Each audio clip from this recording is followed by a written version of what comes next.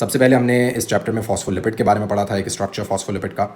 Phospholipid के structure में आपने देखा है एक सिंपल ट्राइग्लिसराइड का जो मॉलिक्यूल होता है, जिसमें एक ग्लिसरॉल मौजूद होता है और 3 फैटी एसिड की चेन्स मौजूद होती हैं, उसी से आप फॉस्फोलिपिड बना सकते हैं।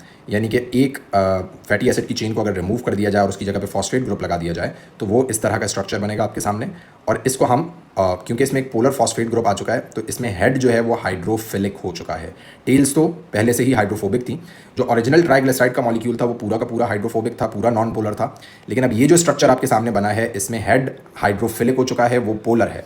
तो अब ये मॉलिक्यूल जो है इंटरैक्ट कर सकता है वाटर से इन अ वे, क्योंकि इसका हेड जो है वो हाइड्रोफिलिक है, तो हेड वाला पार्ट जो है वो वाटर से इंटरैक्ट कर रहा होगा और जो टेल वाला पार्ट है वो जाहिर है उसको कंसील करना पड़ेगा और वो वाटर से इंटरैक्ट नहीं कर रहा होगा। हम इसको आसानी के लिए इस तरह से ड्रॉ करते हैं जिसमें सिर्फ हम फॉस्फेट ग्रुप और टेल्स बनाते हैं फैटी एसिड की। इसमें हम ग्लिसरॉल का मॉलिक्यूल नहीं बनाते जस्ट अपनी आसानी के लिए, वरना ये अंडरस्टूड है कि यहाँ पर ग्लिसरॉल का मॉलिक्यूल भी मौजूद होता है इस जगह पे। अच्छा, अब आप ये समझिए कि ये जो फॉस्फोलिपिड का मॉलिक्यूल है, अगर आप इसको कहीं पर वाटर में डाल देते हैं तो आपको एक क्या चीज़ नज़र आती है वाटर के अंदर। अगर आप इसको डालते हैं तो कुछ इस तरह की ओरिएंटेशन आपको नज़र आएगी। अब ये तो आपको रिंग नज़र आ रहा है, ठीक है। हम इसी स्ट्रक्चर को जो हमने अभी फॉस्फोलिपिड समझा, इसी को ड्रॉ करते हैं जब हम बाइलेयर बना रहे होते हैं, फॉस्फोलिपिड बाइलेयर बना रहे होते हैं।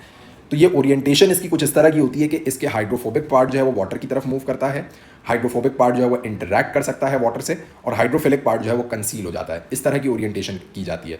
जब आप बाइलेयर बनाते हैं तो उसमें दोनों लेयर्स इस तरह से ओरिएंट हो रही होती हैं, जहाँ पर एक अंदर वाली लेयर है जिसके टेल्स बाहर की तरफ हैं और बाहर वाली लेयर के टेल्स अंदर की तरफ हैं। और इसको आप सिंपली जो है 2 लाइन्स के जरिए से अगर रिप्रेजेंट करना चाहें तो इस तरह से आप रिप्रेजेंट कर सकते हैं, जिसमें ये दोनों लाइन्स एक एक लेयर रिप्रेजेंट कर रही होंगी फॉस्फोलिपिड की, इसीलिए इसको फॉस्फोलिपिड बाइलेयर कहा जाता है। दूसरी चीज़ ये कि ये 2D स्ट्रक्चर है, आपने इसको 3D स्ट्रक्चर के तौर पर समझना है। जाहिर है ये चारों तरफ से बंद होता है और इसमें अगर सिर्फ फॉस्फोलिपिड होता तो वाटर के एंटर होने की भी जगह नहीं होती, कोई भी चीज़ आसानी से एंटर ना हो पाती। अब बहरहाल बहुत सारी चीज़ें इसमें एंटर हो भी पाती हैं क्योंकि ये सेलेक्टिवली परमिएबल है, तो सेलेक्टिव चीज़ों को तो अंदर जाना होता है। तो इसका स्ट्रक्चर इस तरह से जैसे हमें नजर आ रहा है इस तरह नहीं होता। सिर्फ फॉस्फोलिपिड नहीं होता, ना ही फॉस्फोलिपिड इस तरह से जुड़ा हुआ मौजूद होता है। ये हमें सिर्फ फॉस्फोलिपिड के स्ट्रक्चर को समझने के लिए, लेकिन ये सेल मेम्ब्रेन का स्ट्रक्चर इस तरह नहीं होता। सेल मेम्ब्रेन में आपको और बहुत सारी चीज़ें नजर आती हैं, जैसे कि कोलेस्ट्रॉल का मॉलिक्यूल है, ग्लाइकोलिपिड है, ग्लाइकोप्रोटीन है, नॉर्मल प्रोटीन हो सकती हैं। इसके अलावा और बहुत सारी चीज़ें यहाँ पर मौजूद होती हैं जो पूरा सेल मेम्ब्रेन का स्ट्रक्चर बना रही होती हैं। अच्छा, इसी स्ट्रक्चर को अगर हम थोड़ा सा मजीद आगे लेकर चलें, यहाँ पर फ्लूइड मोज़ाइक मॉडल हमें ये बात बताता है कि ये फॉस्फोलिपिड के जो मॉलिक्यूल्स हैं अपनी ही लेयर के अंदर ये मूव कर सकते हैं।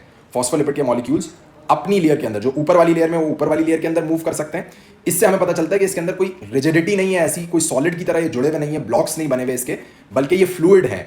इसीलिए हम इस मॉडल को भी फ्लूइड मोज़ाइक मॉडल कहते हैं। फ्लूइड इसलिए कि फॉस्फोलिपिड की जो 2 लेयर्स हैं उसमें फॉस्फोलिपिड मॉलिक्यूल्स अपनी ही लेयर के अंदर रहते हुए एक जगह से दूसरी जगह मूव कर सकते हैं। और जब हम समझने की कोशिश करते हैं बाकी स्ट्रक्चर्स को, अच्छा मोज़ाइक क्यों कहा जाता है इसको, फ्लूइड मोज़ाइक मॉडल क्यों कहा जाता है, क्योंकि इसमें जो पैटर्न होता है अगर आप इसको इलेक्ट्रॉन माइक्रोस्कोप से देखेंगे तो आपको पैटर्न नजर आएगा मोज़ाइक का। यानी कि मोज़ाइक एक फ्लोरिंग का पैटर्न होता है, अगर आप लोगों ने देखा हो, मैंने शायद पहले भी बताया, मस्जिदों वगैरह में जो ज़मीन पे बिछाया हुआ होता है that flooring is called mosaic, जिसमें वाइट बैकग्राउंड पे कुछ ब्लैक डॉट्स नजर आते हैं। ये स्ट्रक्चर एक्चुअल स्ट्रक्चर की डिपिक्शन है जो आपको अभी चीज़ नजर आ रही है। इसमें बहुत सारी चीज़ें नजर आती हैं। सबसे पहले कोलेस्ट्रॉल का मॉलिक्यूल है। कोलेस्ट्रॉल सबसे पहले तो एक डिस्टेंस क्रिएट करता है फॉस्फोलिपिड्स के अंदर। फॉस्फोलिपिड्स के बीच में आपको गैप नजर आ रहा है कोलेस्ट्रॉल की वजह से।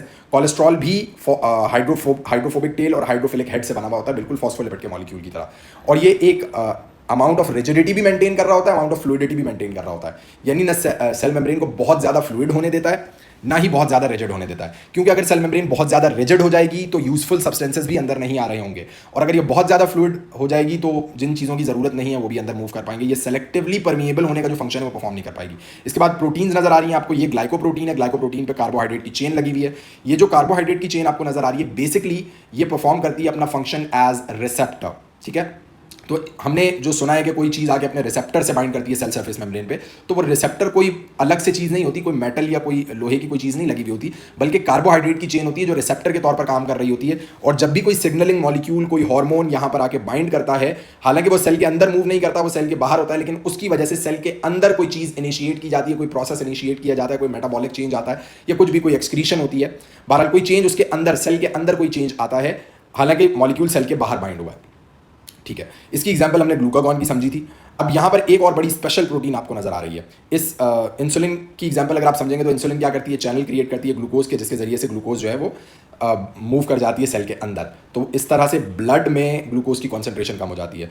और अगर हम ग्लूकागॉन की बात करें तो वो अंदर ग्लाइकोजन को ब्रेक करता है ग्लूकोज के अंदर, और ग्लूकोज जो है फिर वो सेल से बाहर चली जाती है। अगेन ग्लूकागॉन से ब्लड की ग्लूकोज कॉन्सेंट्रेशन मेंटेन होती है, क्योंकि ब्लड में ग्लूकोज की कॉन्सेंट्रेशन कम होती है तब ग्लूकागॉन को रिलीज किया जाता है पेनक्रियास के जरिए से। इसके बाद जो आपको लास्ट प्रोटीन नजर आ रही है यहाँ पे, इसको हम कहते हैं transport protein on the system, जिसकी दो टाइप्स होती हैं, चैनल प्रोटीन होती है और कैरियर प्रोटीन होती है। ये जो आपको नजर आ रही है ये चैनल प्रोटीन है।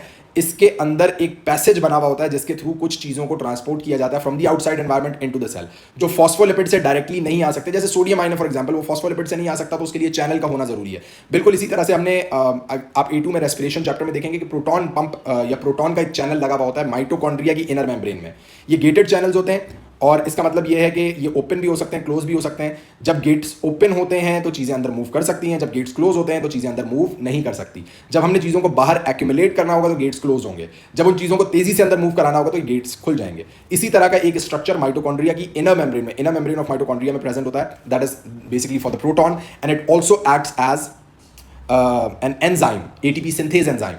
So the same protein can act as a channel protein as well as an enzyme, as it can be seen in cellular respiration in the inner membrane of mitochondria. That ATP synthase is really important for the process of respiration, for making ATP. And it uses the movement of hydrogen ions, movement of protons to generate this ATP. So the same protein can work as channel protein and as an enzyme, as it is seen here. Okay.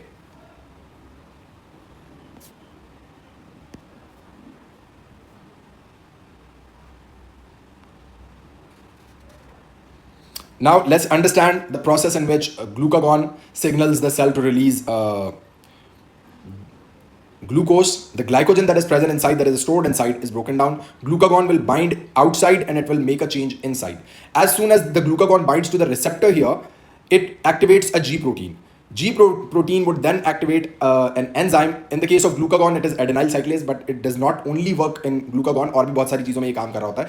adenyl cyclase जो है फिर further cascade of enzymes को activate करता है। पहला enzyme after adenyl cyclase जो इसमें activate होता है वो प्रोटीन काइनेज होता है। प्रोटीन काइनेज के बाद फॉस्फोराइलेज काइनेज एंजाइम आता है। लास्ट में आपके पास ग्लाइकोजन फॉस्फोराइलेज एंजाइम आता है, और ग्लाइकोजन फॉस्फोराइलेज एंजाइम जो है वो एक काम करता है, इस केस में मेटाबॉलिक चेंज हो रहा है हमारे पास, क्योंकि ग्लाइकोजन को ग्लूकोज में ब्रेक डाउन करना है। That's a metabolic change. तो इस केस में मेटाबॉलिक चेंज हो रहा है, लेकिन यही प्रोसेस अलग अलग मॉलिक्यूल से हम अलग अलग चीज़ों के लिए यूज़ कर सकते हैं। सिक्रीशन, ट्रांसक्रिप्शन, मूवमेंट वगैरह के लिए भी यही सेम प्रोसेस यूज़ किया जा सकता है। ग्लूकोज बन के रिलीज होता है सेल से बाहर निकलता है, ब्लड में जाता है, और ब्लड में जो ग्लूकोज की कॉन्सेंट्रेशन कम हो गई थी वो इसके बाद से दोबारा नॉर्मल हो जाती है। तो ये प्रोसेस है सेल सिग्नलिंग का, जो हमने इससे पहले समझा था। इसके बाद हमने डिफ्यूजन, ऑस्मोसिस, एक्टिव ट्रांसपोर्ट के बारे में बात की थी। डिफ्यूजन वो प्रोसेस है जिसमें स्प्रेडिंग आउट ऑफ मॉलिक्यूल्स हो रही होती है। सिंपली आप यूँ कह लें कि movement of molecules from higher concentration to lower concentration हो रही होती है। अब इसमें एक अहम पॉइंट याद रखने की जरूरत है कि देखें, हम कहते हैं कि इसमें कोई एनर्जी नहीं लग रही होती ना। Diffusion is a passive process, इसमें एनर्जी का एक्सपेंडिचर नहीं होता। लेकिन याद रखिएगा कि मॉलिक्यूल्स की अपनी काइनेटिक एनर्जी इसमें जरूर यूज हो रही होती है। डिफ्यूजन के अंदर मॉलिक्यूल्स की अपनी काइनेटिक एनर्जी यूज होने के बाद ही मॉलिक्यूल्स मूव कर सकते हैं एक जगह से दूसरी जगह। अगर मॉलिक्यूल्स की अपनी काइनेटिक एनर्जी यूज नहीं हो तो वो मूव नहीं कर सकते। काइनेटिक एनर्जी जरूरी है इसके लिए। हाँ, अलबत्ता ATP की एनर्जी इसमें यूज नहीं हो रही थी, या जो सेल्यूलर रेस्पिरेशन के जरिए से एनर्जी बनाई जाती है वो यूज नहीं हो रही होती इसके अंदर। इसकी एग्जाम्पल के लिए आप समझ सकते हैं कि आप इनहेल करते हैं तो ऑक्सीजन आपके लंग्स से, आपके एल्वियोलाई से जो ब्लड में जाती है वो डिफ्यूजन के जरिए से जाती है। सिमिलरली जो कार्बन डाइऑक्साइड आपके ब्लड से आपके एल्वियोलाई में आ रही है वो भी डिफ्यूजन के जरिए से आ रही है। इवन ये कि आपके गट से, आपके स्मॉल इंटेस्टाइन से विलाय में जो आपका डाइजेस्टेड फूड एब्जॉर्ब किया जा रहा है, जो ग्लूकोज को ब्लड में एब्जॉर्ब किया जा रहा है, that is also through the process of diffusion. तो डिफ्यूजन लिविंग ऑर्गेनिजम्स के लिए बहुत इंपॉर्टेंट है। प्लांट्स के अंदर तो पूरा ट्रांसपोर्ट ऑफ गैसेस डिपेंड करता है डिफ्यूजन पे। ऑक्सीजन और कार्बन डाइऑक्साइड की टोटल ट्रांसपोर्टेशन जो है वो डिफ्यूजन पे डिपेंड करती है। हर सेल तक वो डिफ्यूजन के जरिए से पहुंचती है, उनमें ब्लड की ट्रांसपोर्ट नहीं होती प्लांट्स में। तो डिफ्यूजन बहुत अहम है तमाम लिविंग ऑर्गेनिजम्स के फंक्शन के लिए। सेकंड प्रोसेस ऑस्मोसिस है, थोड़ा सा स्पेशल, थोड़ा सा डिफरेंट है ये डिफ्यूजन से। इसके अंदर क्या हो रहा होता है जी, ऑस्मोसिस के अंदर जो आपका मूवमेंट है वो वाटर मॉलिक्यूल्स की होती है, फ्लूइड की होती है, और इसमें फ्लूइड मॉलिक्यूल्स जो है वो मूव कर रहे होते हैं from higher water potential to lower water potential. इसके लिए आपने हायर कॉन्सेंट्रेशन का वर्ड यूज नहीं करना है। हायर वाटर पोटेंशियल से लोअर वाटर पोटेंशियल में मूव कर रहे होते हैं through a partially permeable membrane.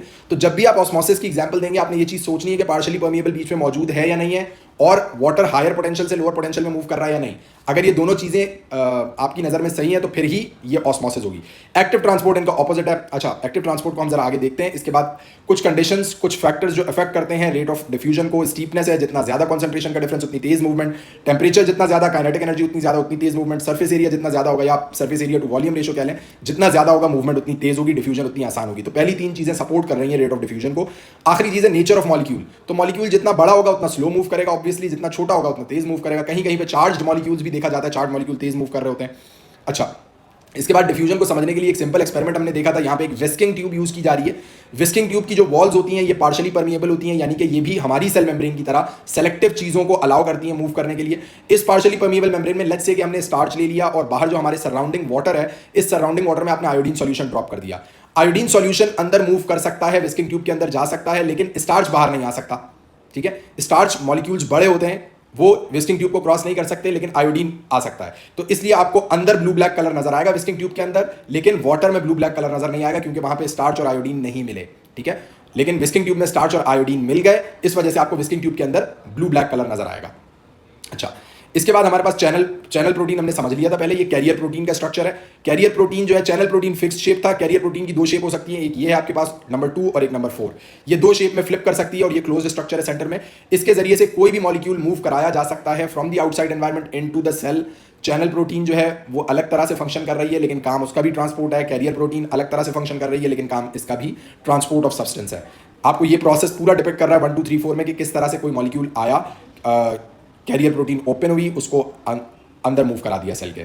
ठीक है, हमने नीचे इसकी एग्जांपल दी हुई है सोडियम पोटेशियम पंप की। सोडियम पोटेशियम पंप भी एक एक्टिव ट्रांसपोर्ट की एग्जांपल है। ठीक है, एक्टिव ट्रांसपोर्ट में क्या होता है, against the concentration gradient movement होती है, from lower concentration to higher concentration होती है, और इसमें एक्सपेंडिचर ऑफ एनर्जी होता है। एटीपी यूज की जाती है, सेल्यूलर रेस्पिरेशन से जो एनर्जी बनती है वो एक्टिव ट्रांसपोर्ट के अंदर यूज की जाती है। तो हर दफा जब सोडियम पोटेशियम पंप चलता है तो 3 सोडियम के आयंस बाहर जाते हैं और 2 सोडियम के आयंस अंदर आते हैं, जिसकी वजह से पॉजिटिव चार्ज की एक्यूमुलेशन बाहर, नेगेटिव चार्ज की एक्यूमुलेशन अंदर हो जाती है। ये बड़ा इंपॉर्टेंट प्रोसेस है कोऑर्डिनेशन के लिए, हमारे न्यूरॉन्स में हो रहा होता है।